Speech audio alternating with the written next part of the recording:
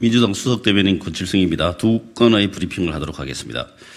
국민께서 보궐선거를 통해 책임을 물은 것은 윤석열 대통령과 김기현 대표입니다.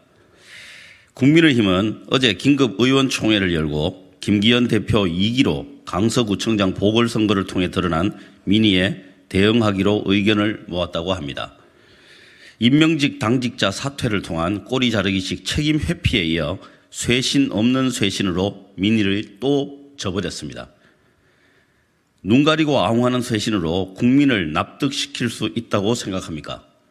국민을 우습게 여기지 않고선 나올 수 없는 뻔뻔한 미봉책은 통하지 않습니다. 국민은 지난 강서구청장 보궐선거를 통해 국민의힘의 윤심동체의 당 대통령실 관계를 청산하라고 지시했습니다. 쇄신되어야 할 사람이 쇄신을 하겠다니 어처구니 없습니다. 국민께서 보궐선거를 통해 책임을 물은 것은 윤석열 대통령과 김기현 대표입니다.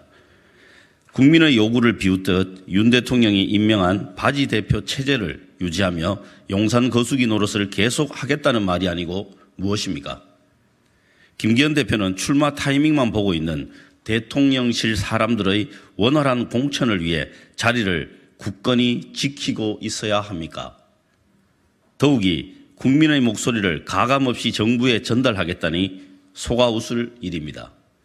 김기현 대표가 국민의 목소리를 가감없이 대통령에게 전할 것이라고 믿는 국민이 있을 것 같습니까?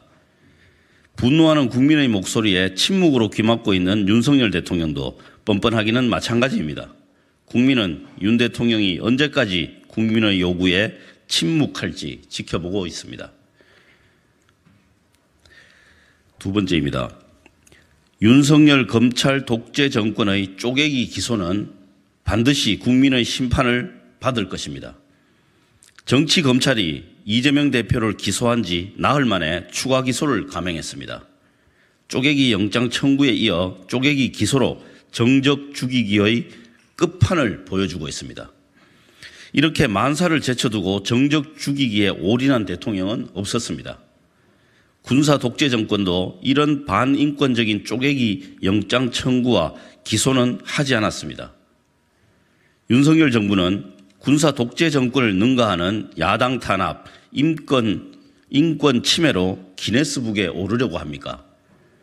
이재명 대표 개인의 문제나 야당 탄압, 민주 파괴의 차원을 넘어 국민 기본권을 철저히 유린하려 하고 있으니 억장이 무너집니다.